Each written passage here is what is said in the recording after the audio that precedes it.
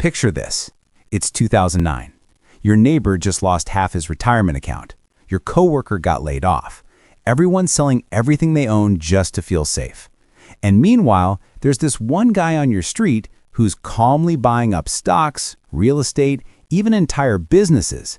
And 5 years later, he's retired early while everyone else is still trying to recover what they lost. What did he know that they didn't? That's exactly what we're diving into today. My name is Alex, and I spend way too much time thinking about how recessions redistribute wealth from the unprepared to the informed. If you're someone who's tired of watching rich people get richer during economic crashes while you're just trying not to lose everything, make sure to hit that subscribe button and give this video a thumbs up if this helps you out. Because here's the thing. Every single recession we've ever had has been one of the greatest wealth transfer events in history. And I'm not talking about some get-rich-quick scheme. I'm talking about understanding the actual mechanics of how money moves during economic downturns and positioning yourself to be on the receiving end instead of the losing end. So let's start by destroying the biggest myth about recessions, that they destroy wealth. They don't. Look, during the 2008 financial crisis, the S&P 500 dropped 57% from its peak. 57%. People's life savings got cut in half.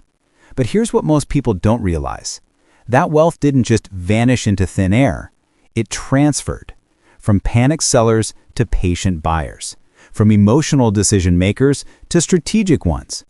A recession is basically the economy's way of saying, okay, we got a little too excited, prices got too crazy, now let's reset everything back to reality. And yes, that reset is painful if you're over-leveraged, overexposed, or completely unprepared, but if you understand what's actually happening, it's the biggest opportunity you'll see in a decade. Here's a stat that'll blow your mind. According to a study by the Federal Reserve, households in the top 10% of wealth actually increased their net worth by an average of 13% during the Great Recession, while the bottom 50% lost about 40% of theirs. Same recession, two completely different outcomes. Why? Because they knew the rules of the game. Now you might be thinking, okay, Alex, but how do I even know when a recession's coming? Great question, because crashes don't just appear out of nowhere. They follow a pattern. And once you see this pattern, you can't unsee it. Here's how it typically plays out. Phase 1, the party. Interest rates are low, money is cheap, everyone's borrowing like crazy.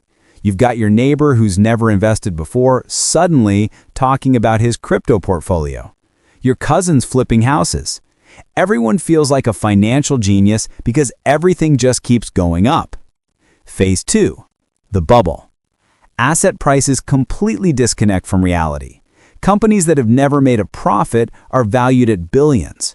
Real estate in your hometown is suddenly more expensive than Manhattan.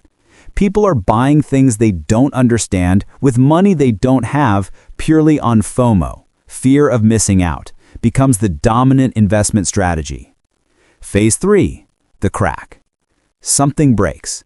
Maybe the Federal Reserve raises interest rates too aggressively. Maybe inflation spirals out of control. Maybe there's a global shock like a pandemic or a war. Whatever it is, suddenly people realize, wait, these prices make no sense. And phase 4, the cascade. And this is where it gets really interesting. Because it's not the fundamentals that cause the crash, it's the panic. Someone starts selling, then someone else sees that and sells. Then the algorithms kick in and auto-sell. Then the media runs headlines about the crash, which causes more people to panic sell. And before you know it, you've got a full-blown recession. But here's the kicker. The warning signs are always there. In 2007, mortgage default rates were climbing for 2 years before the crash. In 2000, price-to-earnings ratios were at historic highs. In early 2020, we literally had a global pandemic starting. Most people just don't want to see it because they're making money and it feels good. Let me tell you about the 3 mistakes that absolutely destroy people during recessions, and I'm willing to bet you've either made them yourself or know someone who has. Mistake number 1, panic selling. This is the big one. Someone watches their portfolio drop 30%, freaks out, and hits sell on everything. They lock in their losses. And here's the brutal math on this. If your investments drop 30% and you sell, you need a 43% gain just to get back to even. Not 30%, 43%, because you're starting from a lower base. But if you had just held, the S&P 500 has recovered from every single crash in history. Every single one. The average bear market lasts about 9.6 months, and the average recovery rally brings gains of over 50% in the first year after the bottom. You don't lose money during the crash. You lose it during the panic. Mistake number 2, waiting for the perfect moment. Here's what most people don't realize. By the time it feels safe to invest again, you've already missed the biggest gains. The stock market bottomed on March 9, 2009, but most people didn't feel confident enough to buy until 2010 or even 2011. By then, the market was already up 60%. I had a friend who kept his entire 401k in cash from 2009 to 2012 because he was waiting for the real bottom. He missed out on $180,000 in gains on his own money. Mistake number 3, chasing the recession-proof hype. Look, every crash brings out the gurus selling courses on crisis-proof stocks or recession-proof crypto or whatever the hot thing is. And 90% of it is garbage designed to separate you from your money when you're most vulnerable. You know what's actually recession-proof? Boring stuff. Index funds. Companies that sell things people need no matter what the economy's doing. Businesses with actual cash flow and no debt. Not exciting, but it works. All right, so what should you actually do? Here's your recession playbook, and I want you to start implementing this today, not when the crash happens. Step 1, build your safety net first. Before you invest a single dollar, you need 3 to 6 months of essential expenses in cash. Not 3 to 6 months of your current lifestyle. Your essential expenses, rent, food, utilities, insurance. The stuff you absolutely cannot skip. Why? Because the worst financial decisions are made under pressure. If you lose your job during a recession and you have no cash buffer, you'll be forced to sell your investments at the worst possible time. But if you've got 6 months of expenses saved, you can ride it out. You can be patient. You can actually buy when everyone else is panicking. Step 2, kill your high-interest debt. If you're carrying credit card debt at 20% or 25% interest, nothing you invest in will beat that guaranteed loss. Nothing. Even if the stock market returns 10% annually, you're losing 15% on the spread. Pay it off, now. It's not sexy, but it's math. Step 3, automate your buying. Here's where the magic happens.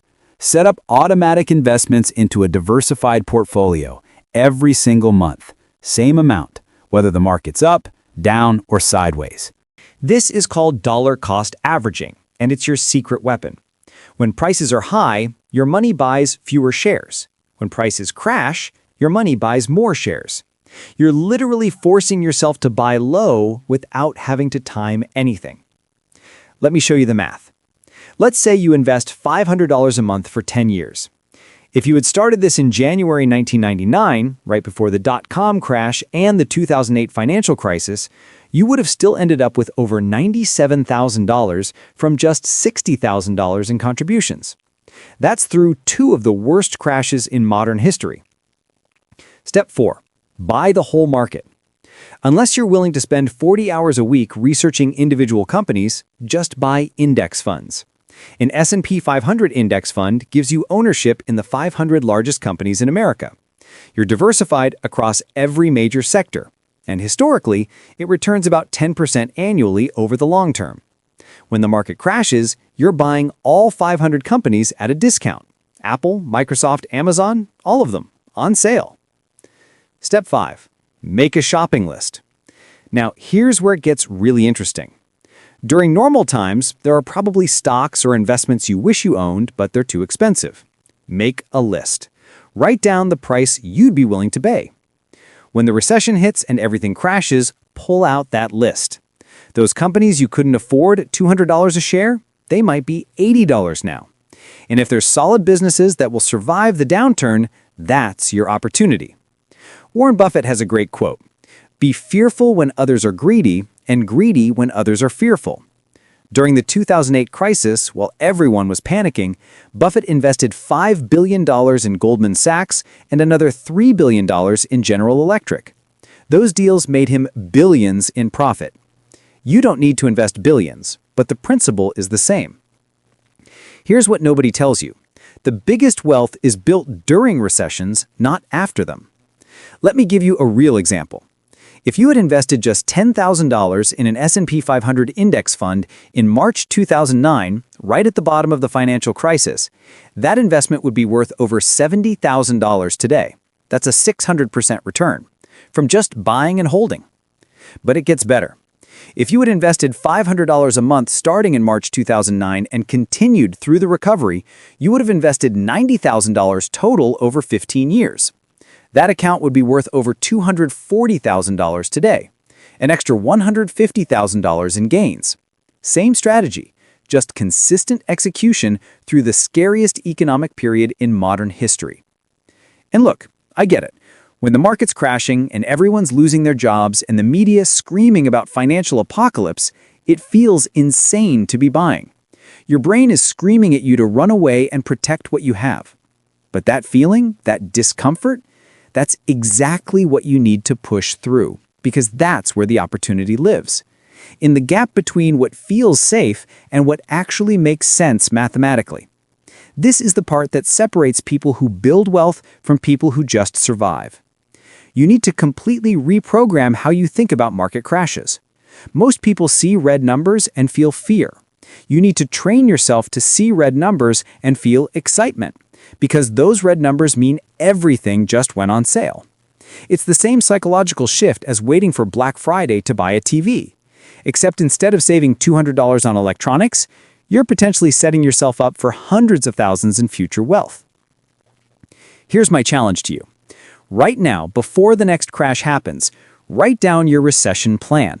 Exactly what you'll do, how much you'll invest, where you'll invest it, what companies are on your shopping list.